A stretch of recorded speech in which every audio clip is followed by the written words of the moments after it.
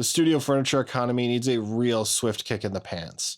Maybe this is just a me problem, but if you've ever tried shopping around for a studio desk, you might find yourself having to choose between a piece of crap from IKEA that looks like it was designed for a 13-year-old gamer, or spending well over $1,000 for something that has music or studio in the title. I mean, talk about an arts tax. Well, that was my experience at least. Let's take a look at a few of these studio desks. Okay, let's do a quick Google search for studio desk and see what comes up. So yeah, in my sponsored results here, you can see the first one. I wouldn't really consider that a studio desk. That's just kind of like a basic office desk. And next to it, we have, this is one that I looked at. As you can see, it's regular price over $1,000. It is on sale for $870. It has wheels on it, but I remember looking at this and this does not look very sturdy. It has these 2 rack spaces. So this is one that I considered, but I don't know if I'd want to put my monitors up on there. This is another one that I looked at, the Glorious desk. So again, $750, not too bad. How much rack space does this one have? So this one has 6 rack slots. So I guess the center is kind of just blank there. We've got a few others. This one doesn't have any rack space, but it does have these little monitor mounts. So yeah, a lot of these desks have monitor mounts for tiny vertical oriented monitors. And given the size of my monitors, none of these desks would be viable. Again, this one for $900. Oh, this is a standing desk. Looks like a nice wood texture, but not really a lot of features on that. Yeah, here it is again for over $1,000, but we do get our choice of wood colors. So again, really nice wood, but there's no real features on this. This is just your basic standing desk. So this one seems to have your keyboard tray. It has a lot of rack space. That looks like 16 units of rack space between the two.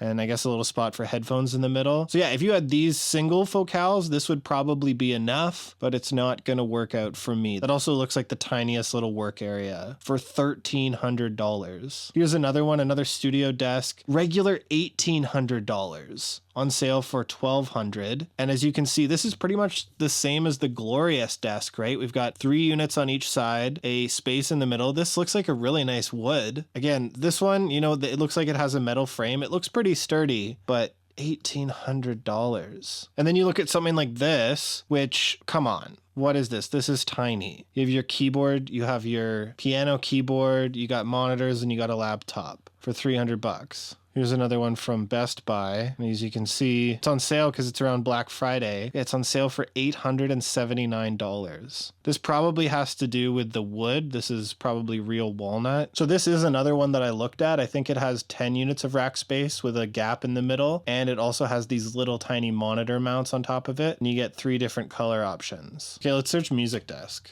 I don't know how that's a music desk. That's just kind of a desk with some shelf space on it.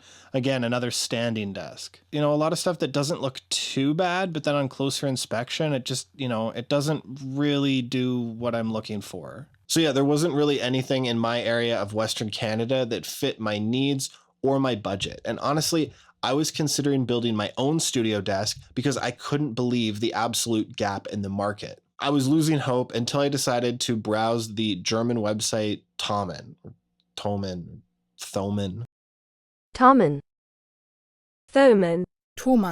If you're not familiar, Thomann is like the Guitar Center or Long & McQuaid of Europe.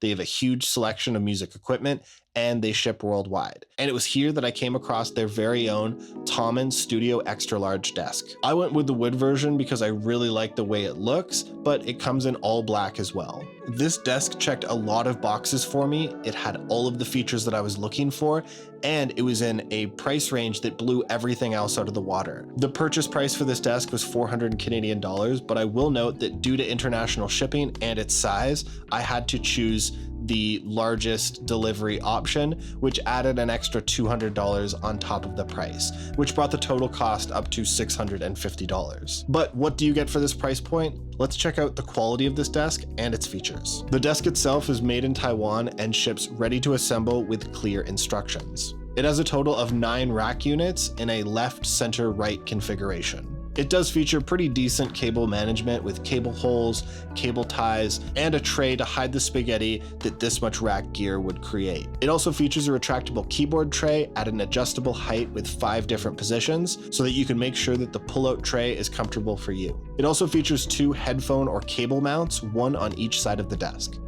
There's also these rotatable speaker mounts, which I didn't install because I built some custom stands for my focals.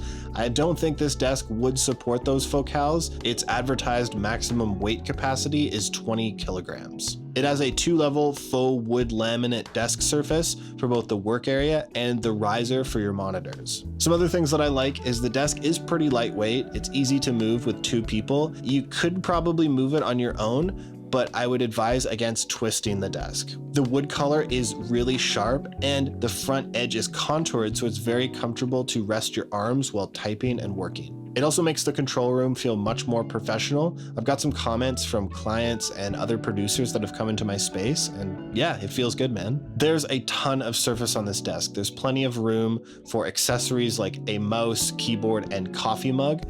And on the top shelf, you've got plenty of room for your monitors, a Mac Mini, a big knob, a Stream Deck, and there's even enough depth for more rack gear if you like. But the biggest plus for me is I love having my preamps in front of me so I don't have to turn my head out of the mix position when recording. But there is some room for improvement and things to watch out for. For starters, the desk can be a little wobbly. Besides the keyboard tray and the cable tray, the desk is held together by a thin aluminum bar. After I noticed the wobble, I did go around and I tightened all the Allen keys one more time, and that really did sturdy it up a bit. It helped, but it is something to be aware of. Now, I can say that I've had this desk for over 6 months now, and it has been holding strong. Another thing that bugs me is the placement of the cable holes. I'm not sure what type of rack gear they designed this for, but any preamp with some serious guts is going to be deep enough to cover these up, and the only things that they're viable to use with is my Dromer compressor and my Furman power conditioner.